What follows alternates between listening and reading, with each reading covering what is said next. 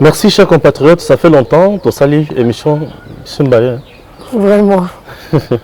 On a qui restaurant Batumsuko bien combien de même là kenda. Nazali na répondre à mon Nazali. Alors aujourd'hui, toujours le Belali Cambo très important avec réflexion. Tous en quatre mituna. Est-ce qu'ils allaient acharnement? Est-ce qu'ils allaient raison? Est-ce qu'ils allaient vraiment ignorance? Tout les allaient médiocrité dans les Cambo allaient koleka. L'Assemblée nationale aujourd'hui batutu batalisi mandoki na bureau d'âge ya Mbosso batu bazali koloba ke bazo détourner 12 millions de dollars américains pour na 500 personnes 12 millions les amis mabé et aussi mbaté consort. C'est ce que les gens disent.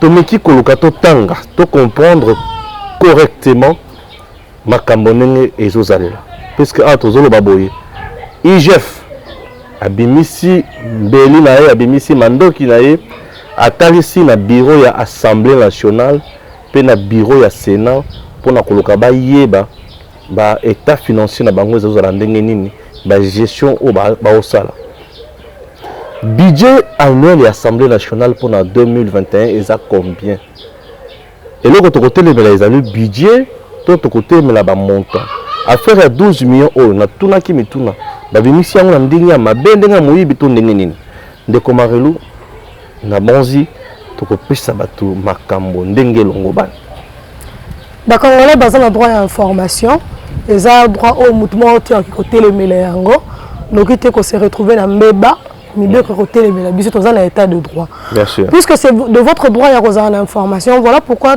ndeko Stéphane tozana obligation ya opesa bango information wana. Outi koloba komituna soki ezali médiocrité motema mabe consort ya bayi politique ya ekolo Congo ngala koyebisa bayi congolais boye bandeko le politicien congolais baza mitema mabe na fingi bango te mais a constat ozali kosala ngana bino donc bino na biso awa pourquoi nazali ko insister que baza mitema mabe en réalité ndeko Stéphane bandeko congolais le 12 millions eza problème te 12 millions de problèmes. Problème est un fonctionnement et l'Assemblée nationale. Voilà des problèmes. Le deuxième problème est un intérêt na bango.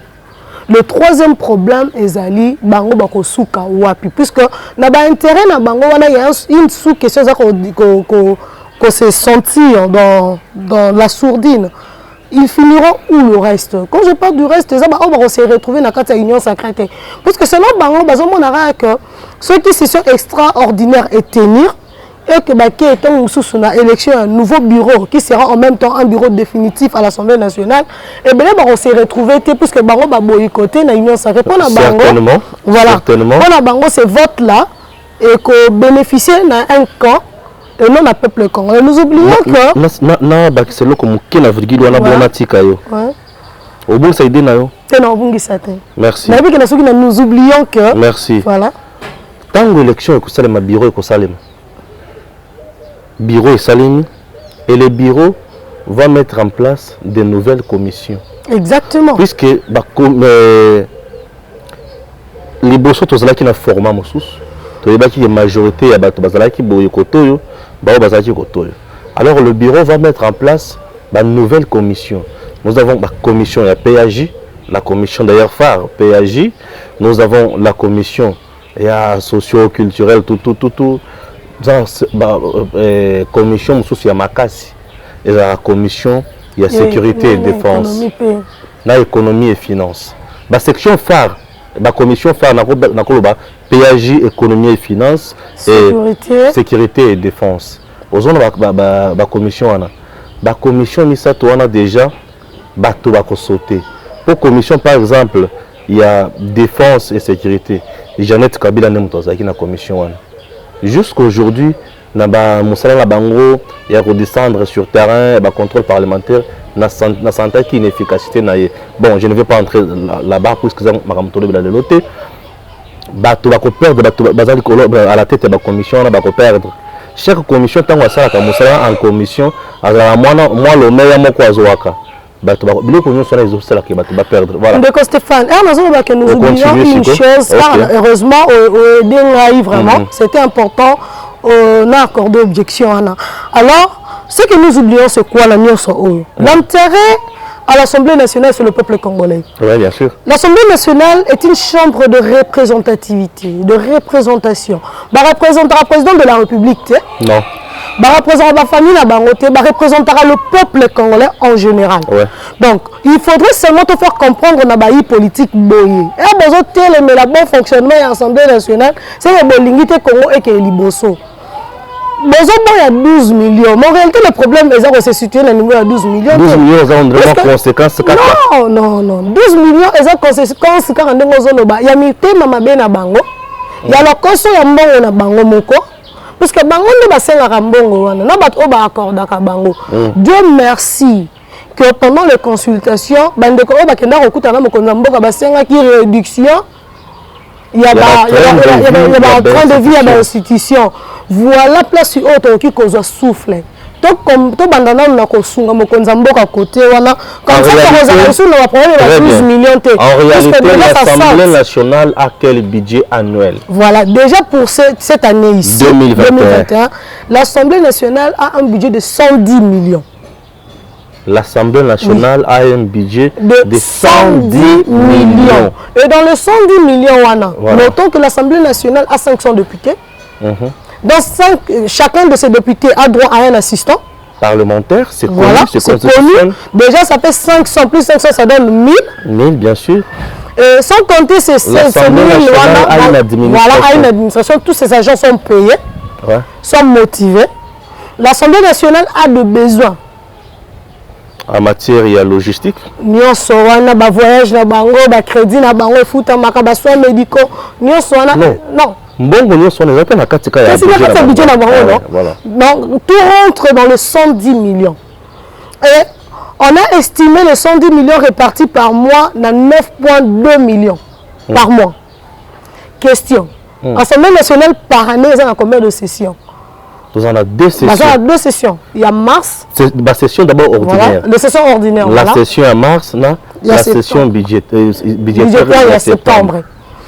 On nous dit que l'Assemblée nationale n'a que 2 sessions l'année, alors que l'Assemblée nationale a un budget de 110 millions l'année pour 9,2 millions le mois. Allons-y comprendre qu'en réalité, le problème est à un niveau de 12 millions car atteindre le problème il y a 12 millions à Liboso et ça d'intérêt à l'homme politique. Deuxième problème, il y a 12 millions et ça par rapport il y a réalité, il y a budget où l'Assemblée nationale est touchée chaque année. Non, ça peut mon point de vue, mon sous. Voilà. L'Assemblée nationale fonctionne dans 2 sessions. Nous avons la session ordinaire, et sorte il y a la session. Voilà. Session ordinaire, la session extraordinaire. Exact. Par exemple, nous sommes en train de parler de la session extraordinaire. On va s'engager budget à 12 millions. Il y a 12 millions. Voilà. Pourquoi? La session ordinaire, un député a une prime. La session ordinaire, toujours, le député a son salaire qui est connu et Boujagaté. Mais la prime varie selon des sessions. La session ordinaire, les députés, s'il est touché, un prime, ça peut nous aider avec ces poules-là. La session ordinaire a une session. Ah, qu'est-ce que je dis?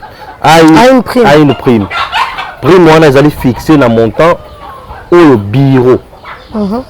Na ba service na bango mosusu nyonso wana ba kovanda batali vu nécessité en matière de examiner la session extraordinaire oyo prime ya ba député to ya ba nyonso sengeli za fixé na niveau tel.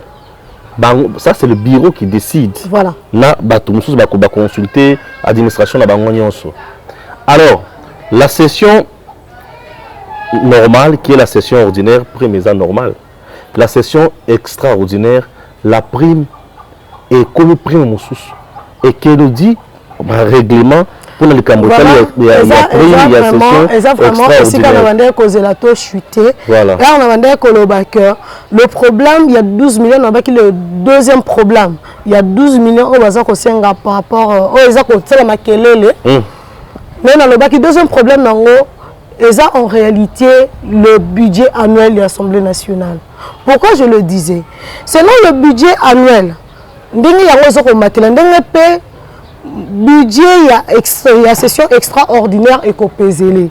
Le nom on va condamner le bureau d'âge par rapport il y a budget demandé pour la session extraordinaire il y a Assemblée nationale. Bandeko, tout le baboui. Tu mets qu'on fouiller par-ci par-là, te comprendre, te conclure. Nous avons le rapporteur, il y a bureau d'âge, l'honorable Gaël Boussaka. Demande au bango basali. Budget au bango basengi, il y a 12 millions. Et ça conforme à la loi.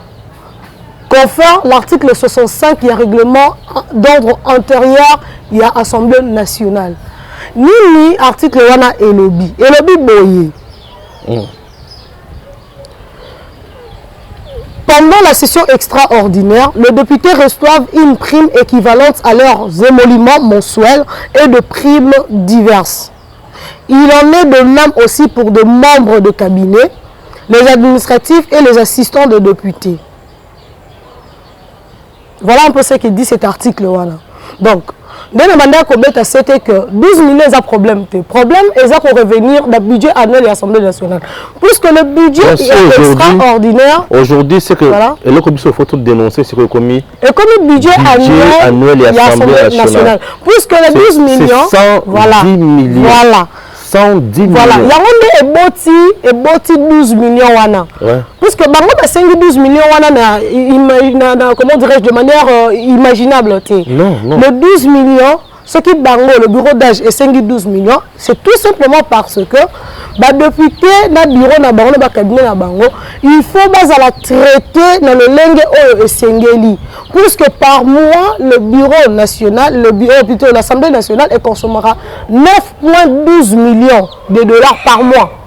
Donc, si on calcule le nombre de 110 millions pour la 2021, va consommer 9,2 millions de dollars. Alors, ceux qui basent à 9,2 millions de dollars, ce n'est que normalement estimé à 12 millions. Alors, nous, à 12 millions, au moins à 9,2 millions, on s'est retrouvé à 12 millions. C'est tout simplement parce que la mission OYO, la Cour constitutionnelle, est assignée et conférée à Kibango.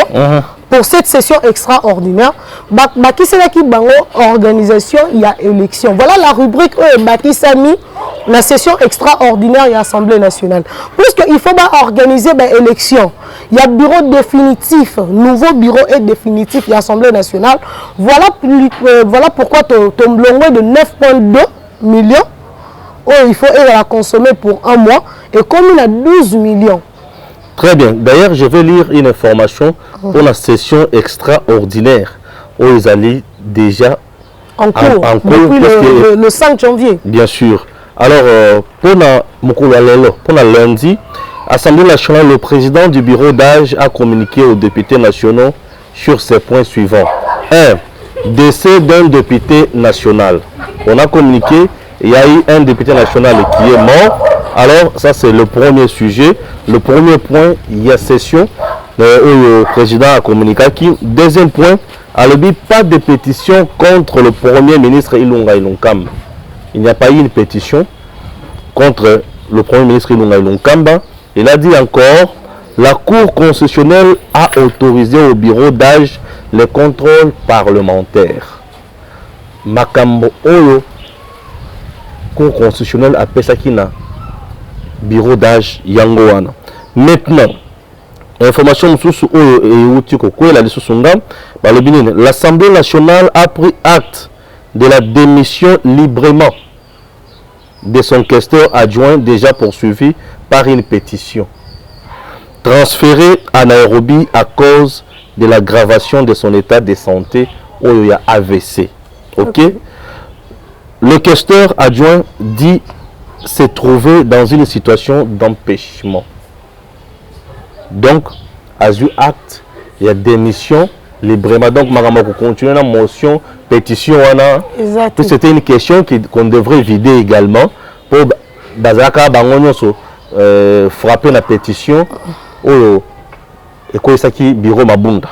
Donc, voilà l'information Oyo et outils Koko et la biso. bato bazoluka mutu ya bonso mutu ya bonso nde efengeli ekweya to budget assemblée nationale nde mutu esengeli ediminue voilà Stéphane réflexion na nga nazokanisa omoni ta question est vraiment pertinente eza ndenge na introduisa qui le problème est que la politique même so ba mitema mabe Mbosso n'a aucun problème. Donc, le bureau n'a aucun problème. Non, Mbosso n'a aucun problème. Moi, j'ai vu une publication de la CENI où il va détailler l'âge de Mbosso. En réalité, il est vraiment le plus ancien. Mouto Bazobimisaka, il est le plus vieux de Mbosso, est né en 1943. Alors que l'honorable Mbosso est né en 1942. Qui est le plus vieux de deux? C'est beaucoup, non? Ma passe à Koutou, Yaya Zalara, Leke Zalara. Mais pourquoi entre les deux honorables Yaya Zalate? Même si Bazaki l'écart d'âge à 2 jours, Mbosso serait toujours le grand frère. Ah, bien sûr. Alors il serait toujours le plus âgé. Il restera le président du bureau d'âge de l'Assemblée nationale. Alors ne cherchons pas le diable partout. Nous devons essayer de relativiser ma compagnie, objectivité, madame. Tout le cas vraiment objectivité partout. Tout tire qui monte, maman. Le Congo nous appartient à nous. Oui, le Congo nous appartient à nous. Tout le cas, le diable était à tout moment. Surtout le diable, à envahir Bisso. Question, il y a 12 millions contre Mbosso. La présence de Mbosso à la tête de ces bureaux d'âge est légale. La requête de Mbosso, il y a budget, il y a session extraordinaire, il y a 12 millions est légale. Présence de Mbosso, j'insiste, est légale. Mission assignée à ces bureaux d'âge est légale. Mbosso n'est pas dans l'irrégularité, alors que Lukamutu, ce serait une perte de temps. C'est comme voilà. Donc déjà que l'IGF a fait le secours. Ok, respecter Mbosso. Mbosso géré pendant combien de temps? Mbosso a expédié des affaires courantes. Et puis pendant Mbosso a y Simbi Mbongo. Mbongo ne sont Mbosso Simbi. Ce qui peut être pessi, mais on peut s'en 12 millions de Mbosso fait au Simba. Vous êtes ce qu'on est à justifier. Non, à justifier pendant l'expédition d'affaires courantes, alors que le bureau qui vient de sortir a été déjà sanctionné par mes gestions financières. Donc, Mabunda a été sanctionné dans mes gestions financières. Donc, ce qui il fallait qu'il intervienne avant Mabunda Kende. Mais rien n'est tard. IGF peut encore. L'administration est là. Voilà, l'IGF peut encore inspecter et nous savons qu'il sera redevable. Puisqu'on va voir, l'IGF va procéder selon dans le temps et dans l'espace. Bien sûr. Voilà. Si l'IGF va procéder selon ces principes-là, alors Kende va guider parce qu'il y a libomaté, mais du moins nous savons qu'il sera responsable de la Biloko Wananyoso. Ne cherchons pas le diable partout, j'insiste. L'honorable Mbosso et son bureau n'ont rien à voir dans ma Makambo. Et les Camerounais, la préoccupation dans la Makasi et pas honorable Mbosso, c'est quoi les animes? Honorable Mbosso a eu qui polémique dans la Kati à cité, a eu qui polémique dans la Kati à médias, a eu qui polémique dans la Kati à classe politique, a eu qui polémique dans presque partout. Je demanderai ceci à l'honorable. Azouatan. Pour couper court, on a malentendu. La polémique union soana babiloba lobawana après ça ce programme plus détaillé. C'est-à-dire c'est aussi une façon de bien faire. Bien sûr, aye penza à lobby bon. Polémique est allée autour il y a 12 millions. Bon, vous devez savoir qu'il y a 12 millions oyo répartition nango ezali boy. Après si ba détail ti atonga. Et tant qu'on peut ce détail, on a montré que les députés ont touché beaucoup. Mais Stéphane, on a déjà le rapporteur du bureau d'agence, qui est l'honorable déjà. Un petit exercice en mathématiques. Avec nous avons 500 députés. Nous avons 500 députés. Chaque député a un assistant parlementaire. Soit on a un assistant, un agent administratif. Il faut travailler et le bureau pour remplir mission. Tous ces gens doivent être payés, doivent plutôt être motivés, puisqu'il n'y a pas de salaire en session extraordinaire, il n'y a que des primes. Oui. Tous ces gens-là doivent être motivés. Au-delà de leur motivation, il y a une rubrique à insister. La nuance se situe au niveau de cette rubrique-là. l'organisation de l'élection du nouveau bureau définitif de l'Assemblée nationale. Pourquoi on ressemble à oui, il est bien, ce serait une façon de bien faire. Mais moi, je pense que ça n'a plus sa raison d'être. Pourquoi? Parce que le rapporteur de ce bureau l'a déjà fait. Le président n'est plus obligé de le faire. Si déjà son rapporteur s'est permis de se soumettre à un tel exercice, c'est que le peuple congolais est satisfait. Nous avons déjà la réponse. Bien. Voilà. C'est là où le bas blesse. 110 millions. Pour payer des enseignants. C'est là. Et mon coup, tout le monde est rationaliste. 110 millions. 110 millions. Est-ce que c'est belé? Non. Déjà. On a pour l'article autant. Stéphane, est-ce député belé? Comment on a noté? On a article autant. On a fait ça dans ma caniste. Nous avons 500 députés. 500 députés. 110 millions. Nous avons 500 députés. 500 députés. Comme ça, on a calculé déjà. Mettez la machine. 500 députés. 500 assistants parlementaires. Ça fait 1000. 110 millions de côté, puisque ça pour l'année mobile. Non, tu as une idée, il y a 9,2 millions par mois. Là, le calcul sera plus simple. Ok. Tu as un calcul. Tu as 12 millions. Tu as 12 millions. 12 millions. Ok, tu as 12 millions pour la session extraordinaire. Pour moi, tu as le bango pour tout montant. 12 millions, ouais. Divisé dans 500 députés. Non, si tu as sali bongo, tu aurais réussi. Non, tu as bongo. Voilà, 500 députés, ça fait 24 000. Entre-temps, aux zones bazawana. Dans l'Assemblée administration ezali. Chaque député a un pourcentage. Pour foutre assistant parlementaire na bango. Administration ezali. On avait un bon administration. L'administration ezali. D'abord, on a 14 000 à chaque. Non, attends. Un député ne touche pas membre bureau. Attention. Le président de l'Assemblée nationale, le président, a un salaire de collab de député. Ah, ça combien? Donc, tout le monde a quoi? 1000 $. 500 $ par chaque député. Si on a attend, bazara bisato, bazara na belete, bazara na bisato. Donc, il y a 500 $. 3 000 bazawana. Bazara mbongo na baza likolo ba député. D'accord. Ce que tout le monde a combien à 24 000? Non, tout qui est de façon à rater. Si tu as 14 000, 13 000. Non, tout ça va au minimum 11 000 à chacun. Pour une session... Maximum plutôt, 11 000. Bon, pour une session extraordinaire, un député... 11 000 $. Pour une session extraordinaire, au député à Kozoa, à repérer ça, on a parti et Tindaï. Bah, après ça, combien de pourcentage? La partie, c'est 20%, c'est 30%. Ok. Alors, on a copié ça, la partie. La partie, un député peut se retrouver, on a 8 000. On a 9 000, 8 000. Mais il travaille, c'est pour la nation quand même.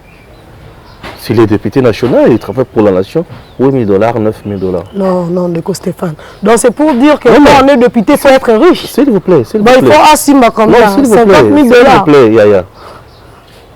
Député, et Azuiwana. Azui Ango, chaque mois, dans une session extraordinaire. Azo travailler dans la heure supplémentaire. Vous avez une heure supplémentaire. Quand vous avez une heure supplémentaire, à quoi travailler, vous avez une heure supplémentaire. Vous avez une heure supplémentaire, vous faites avec moi, c'est tout à fait normal, puisque vous avez un cadre normal. Ça, c'est de un bateau dans structure sérieuse. Non, là c'est la logique. Mais il y a un aspect politique. Hein. Le peuple congolais demande ceci. L'aspect politique, s'il vous plaît. L'aspect politique. Tout ça, c'est une comparaison à Missalate. Okay. C'est ce qui tue parfois. Voilà. Donc, tu as la comparaison à Missalate. Heureusement qu'il y a une nuance. Si tu as la comparaison à Missalate, tu as induire en erreur, tu as induire le peuple congolais en erreur. Surtout. Tu as la député, tu compares à l'enseignant. L'enseignant peut être dans la catégorie de l'enseignant. Nous avons des professeurs à l'université, nous appelons les enseignants, il y a des écoles normales. Un député, Azo Sala Moussala, nae na façon mosusu azali na fonction mosusu azali na mandat mosusu azosala mosala na statut mosusu baprivilège député azalaka nango eza au professeur ya université azalaka nango te. Un député azala na immunité professeur des universités azala na immunité wana te. Un député azala na immunité au professeur azala nango te. Un député aza élu ya peuple pour représenter peuple na démocratie toza nango ya représentative. Mais un professeur bato bako soki ozwi maele na ye na oyo est-ce que eza ndenge moko non mais baosala mosala moko te. Ça c'est de 1. De 2, le nombre de professeurs à l'université, ils ont même nombre il y a députés. Au secteur selon apport d'un makamonaye. Ce que moi j'ai toujours voulu, c'est quoi? Ils apportent le budget à l'Assemblée nationale. Budget il y a fonctionnement à l'Assemblée nationale. Babi c'est la budget, il y a gouvernement. Qu'on nous donne aussi le budget alloué au gouvernement, pour le fonctionnement du gouvernement pour une année. Qu'on nous donne aussi ça, c'est important. Parce qu'aujourd'hui, tu as le budget à l'Assemblée nationale, 110 millions, et il faut scandaliser. Mais qu'on nous dise aussi, le ministre congolais touche combien d'argent par mois? Ça, c'est un point très important. Qu'on nous dise aussi ça, qu'on nous dise aussi que le ministre congolais touche combien. Qu'on nous dise également aussi le budget de la présidence. Budget à présidence, il y a transcender un niveau de gouvernorat. Le président de la République, budget na combien? Puisque le président de la République, en dehors de la budget, a une dotation. Pouvoir et dotation. Mongo bachawana ya salela na ye. Puisque le président a kosala makam oyi amoni que ça singela salela. Donc comme le président Zimbongo, au moins tu connais ça Jonas Mukamba. Mutuka et pas président. Et le qu'on a, c'est malam à Pessi. Mais Ngai Stéphane, na CP la na yangote. Parce qu'il y a beaucoup de gens, beaucoup de compatriotes au rendre un service à Malonga na Mboko. Maintenant, si équipé un degré, il y a un président à Pessi. C'est une première, non le baki na CP na le président salité. Banda sali abandi mandat na. Mutuko ba Pessi Jonas Mukamba. Monsieur le président Ngai na CP na ngati. Mbongo wana. Eza ebele oyo bato baza ebele na mboka na biso oyo basale pe musala ya malonga pour la République. On a dit que Mukamba asali musala ya malonga apesi asali na nini na miba tout c'est bien bon miba ebanda mataki c'est un bon gestionnaire. Mais il y a aussi des gens oyo basali musala na mboka oyo na armée oyo bana na bango batikali lelo baza tina te baza bien valide. Namboka na biso oyo ngape na na mina moko ucho kufa na est ozomona pe atonam bato basali ba cadeau ya modèle wana monsieur le président ba conseil la présidence ba kamoné sur wana bazo induire en erreur puisque ko créer frustration sur le plan social dans le secteur ya belé balongola biloko wana président azwa makambo ya mituna ya mutu ya makasi ya kosala eti na mboka na biso ya ba cadeau bakitaka na ba périphérie kaka ya Kinshasa wa kaka monsieur le président ezana bisika o bana bazovanda na sepo na kotanga makambo ya mutu ya binyi koleka kosala ezali o za mutu ya mais za mutu ya dans une société stable mais dans une société comme la nôtre makambo mutu eza wana te. Donc nazo na suna makambo nanga monsieur le président, donc qu'on nous dise aujourd'hui, qu'on nous dise réellement que nini présidence est un budget ani. Autre que président assisi budget na nyoso o ezaki prévu. Ezaka prévu combien? On a dit budget annuel la wana ezaka combien? Ce qui na longo na niveau wana. OK? Est-ce que tu es là? Je suis là. Ce qui est longo na niveau wana. Tu es sur le niveau du gouvernement. Dans le niveau de l'institution. Que le gouvernement nous dise que le budget, il y a combien? Pour le gouvernement, il y a des frais d'émission, des frais de fonctionnement, oui. Et c'est la payé combien? Ils n'ont pas de service. Ils ont balancé qui paye à Mbosouana. Ils ont balancé les pays il y a gouvernement. Et c'est la combien? C'est important pour que chaque ministre, vice-premier ministre, en a combien? Premier ministre, en a combien? Ministre d'État, en a combien? Ministre normal, en a combien? Vice-ministre, en a combien? Qu'on nous dise aussi ça. Et que tout le conseiller, ma cabinet, en a combien? Ça, on ne dit pas. Doro Stéphane, Nasi ça ya. On a au moins aussi ça na yo. Nasi ça. Mais on a clôturé na dossier wana ya 12 millions. Nazonga wana. So to clôturer wana bon to attaquer nous peut injustice ça s'est passé na ngambu ya premier ministre Ilunga Nkambu. Nazonga wana. Injustice que tu sais mais mauvaise foi azanango. Donc pour nanga budget oya Assemblée nationale pour na député ezala pour nanga na baki bango bazolia ebele ceux qui n'ayebaki combien na présidence bazozwa ceux qui n'ayebaki combien na gouvernement bazozwa aussi longtemps aujourd'hui tu yebiti la gouvernance bazozwa na gouvernement bazozwa combien tu yebiti la présidence bazozwa combien l'Assemblée nationale ko la babimisi ba na motema mabeke ba inisa bango na peuple pour peuple amona bango ndo soki ba bandokité baza bandokité bino boye biso na ke bino bozozwa combien et de deux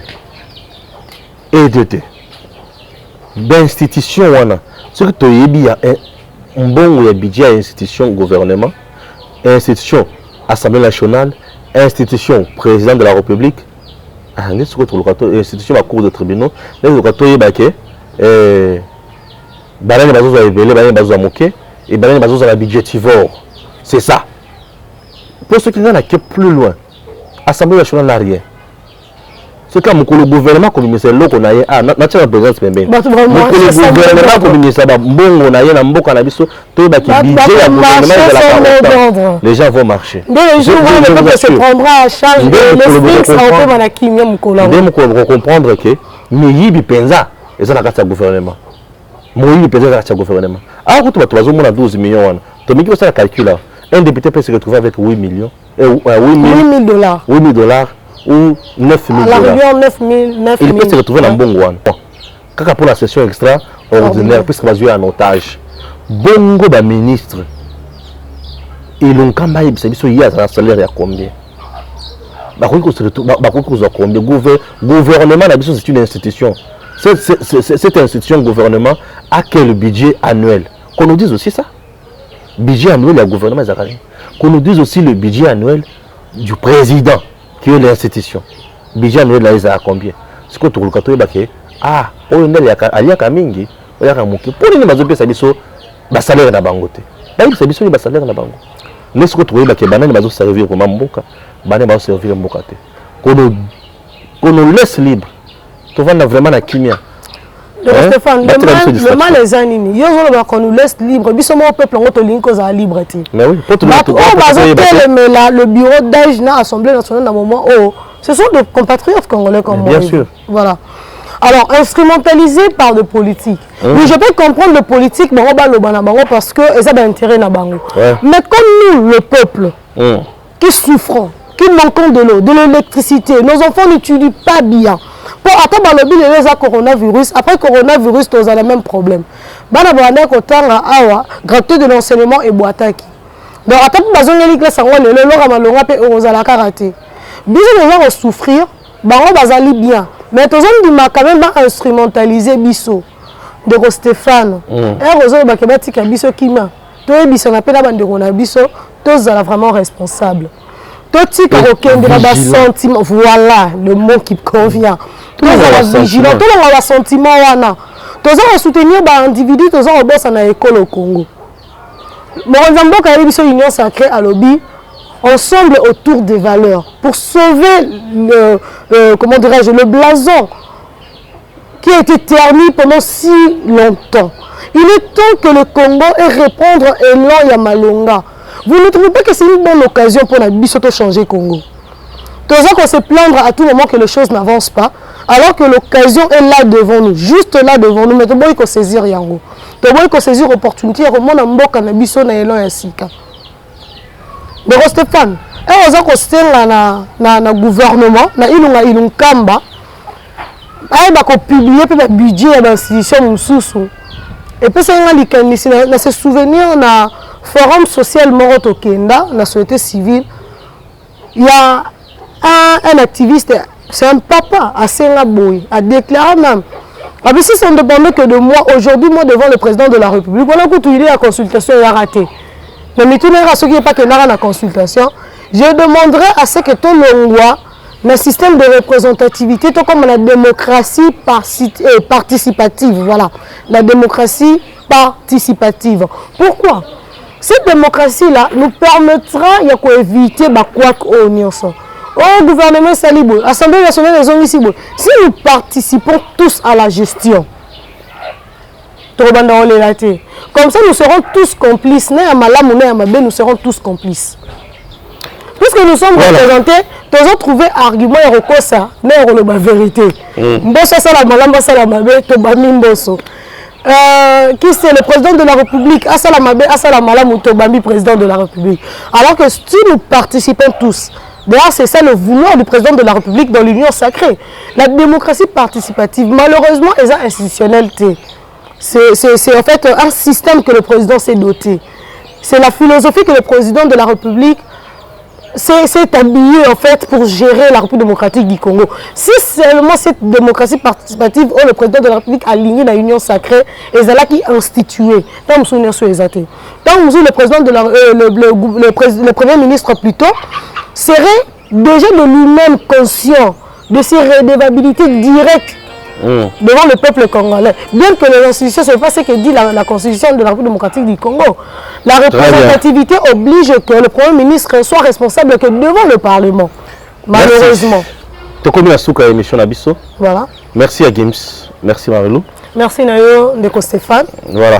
Merci Nabaimbo Kanyos. Merci à Bilognos. Merci.